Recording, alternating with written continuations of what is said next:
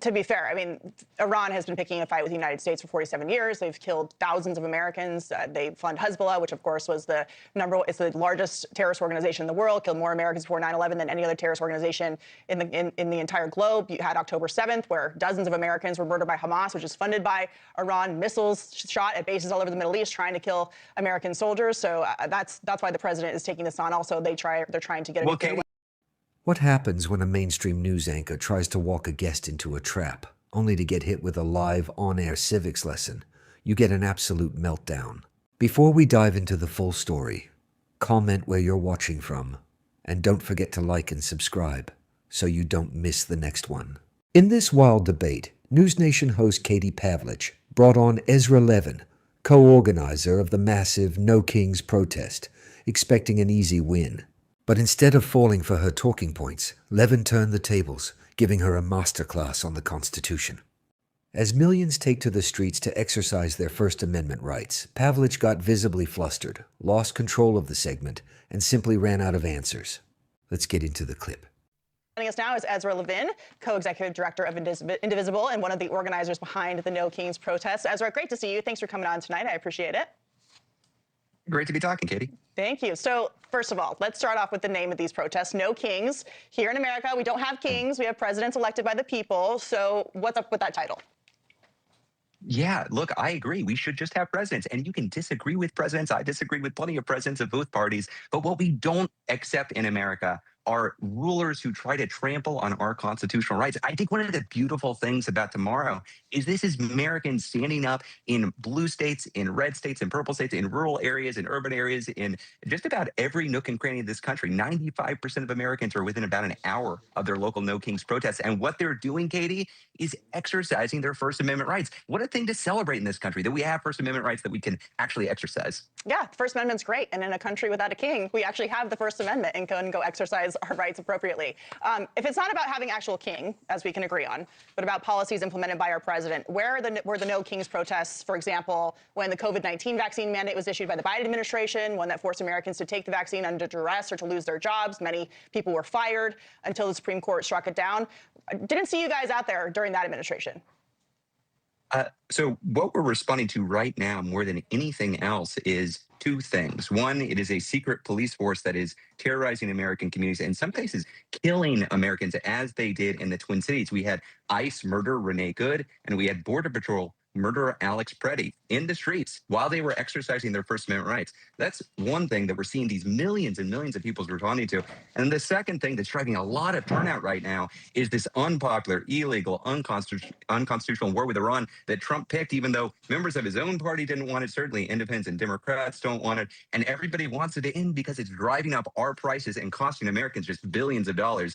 That's something that somebody other than a president does. That's something that an authoritarian tries to do. Go over the Constitution to pick fights with foreign countries that his own constituents don't want. Well, to be fair, I mean, Iran has been picking a fight with the United States for 47 years. They've killed thousands of Americans. They fund Hezbollah, which of course was it's the largest terrorist organization in the world, killed more Americans before 9/11 than any other terrorist organization in the entire globe. You had October 7th, where dozens of Americans were murdered by Hamas, which is funded by Iran, missiles shot at bases all over the Middle East trying to kill American soldiers. So that's why the president is taking this on. Also, they're trying to get a nuclear weapon, and of course hold the entire Middle East hostage. But I want to ask you this about what you said about the so-called secret police. I assume you're talking about immigration and customs enforcement. Your group is all about making sure that you can take on ICE. You have ICE out rallies as well. I understand the issues with Alex Preddy and Renee Good. There are ongoing investigations with what happened there. But generally speaking, when it comes to immigration and customs enforcement, we've talked to the father of a young woman named Katie last night, whose daughter was killed by an illegal alien inside the country.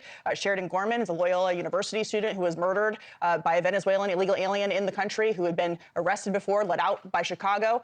The list goes on and on. 70 Minter in Virginia, again, murdered at a bus stop by an illegal alien. So do you think we shouldn't have any immigration and customs enforcement inside the country to make sure that violent illegal criminals are not murdering Americans in the streets? Can I respond to both points that you raised? You raised a whole bunch of interesting points about Iran. I think this is exactly why Congress has the power to declare war. I would love a debate about whether there should be military action in Iran. Again, it is Congress's job, not the president's, Congress's job to declare war. Trump himself is calling this a war. He is acting unconstitutionally in waging this war. This is, again, a war that the vast majority of Americans did not want, that the majority of Americans do not want to continue paying for. We want this president to focus on making our lives better, not picking fights that we don't want. And if there is going to be a war, it's Congress's job to do that, Katie. That's in the Constitution. The Congress so hasn't declared a war since the 1940s. And I assume you had the same complaints when Barack Obama was also droning Americans overseas, and he was declaring war on places like Libya, which was a war that dragged out a lot longer than what's happening in Iran. And I would say also that the president is improving the lives of Americans by making sure that we are not held hostage by a nuclear Iran. But I want to ask you one more question before we get going. To that point, that's a fine opinion to have, Katie. It's a minority opinion. You are in the minority holding that opinion. It's an unpopular war that most Americans want out of. That's just according to objective polling. You can have your own opinions. But unfortunately, the facts don't care about your opinion, Katie. Let's stick to the facts. The facts are exactly what I just talked about. But before you go, I just want to ask you this question. You talked a whole lot about how Chuck Schumer is a weak leader. There's been a lot of talk about how the Democratic Party is now shifting to the left. You're having this No Kings protest tomorrow. You want it to be the biggest protest in the history of the country. Is there anybody who's not welcome at these protests? Oh, I think it's really, really important that this is welcome to anybody in the country who opposes monarchical rule and authoritarianism. And this is absolutely not a rally for Kamala Harris voters or for Democrats. This is a rally for Republicans and independents and Democrats and people who don't care about the political system, don't think it works for them.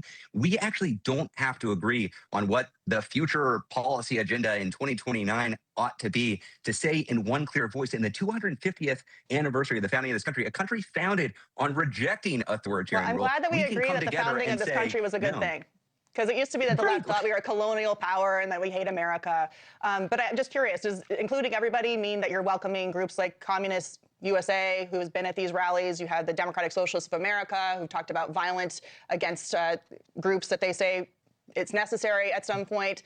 What does the training look like in terms of allowing these people into these rallies, if everybody's welcome? Allowing people to exercise their First Amendment rights? Are you saying in order to exercise your First Amendment rights, you have to commit to a certain ideology? I'm just curious who you're welcoming in, given that there are training materials from these groups that advocate for violence. Oh, I want to be very clear. This is foundationally nonviolent. And that's not just me saying this. This isn't our first rodeo, Katie. This is the third No Kings protest. We had 5 million people out last June. We had 7 million people out last October. Yeah. There are 3,300 events all over the country. So far, there have been no incidents of violence. I will tell you, I'm glad that you're worried about political violence, because on January 6th, there was a lot of political violence supported by the folks on your side. And I think that's, I'm glad that you're bringing it up. And they were prosecuted and held in prison. So Ezra Levin, thank you very much for joining us and making your case. Because the justice system was tyrannical and overcharged most of the people for simple trespassing. Ezra Levin, great to see you. Good luck tomorrow. Hope the weather's... Did you see the absolute panic in her eyes at the end of that interview? Katie Pavlich knew the moment she tripped over her own narrative. She tried to cut off the conversation and rushed to a commercial break because she realized she was completely out of her depth. When Ezra Levin brought up the political violence of January 6th, Pavlich immediately tried to interject, claiming those rioters were in prison. But she completely walked herself into a corner, because everyone watching knew the underlying reality. She got so flustered that she abruptly tried to wrap up the interview, only to stumble over her own words when the talking points disintegrated in real time. This entire exchange exposes a massive recurring double standard. You have conservative hosts who claim to champion free speech, yet the second millions of Americans take to the streets across red, blue, and purple districts to exercise their First Amendment rights. Those same hosts try to discredit and dismiss them. They lecture the public on free speech, but they only care about it when it serves their political narrative. Levin systematically dismantled every single line of questioning, from constitutional power over war to the fundamental right to peaceful protest. Pavlich couldn't handle a guest who actually knew the Constitution better than she did. When push came to shove, she did what so many cable commentators do when they lose control of the debate. She tried to run away from the discussion. And that wasn't just a poor interview performance. It was a total masterclass in how fast a biased narrative collapses when confronted with actual facts.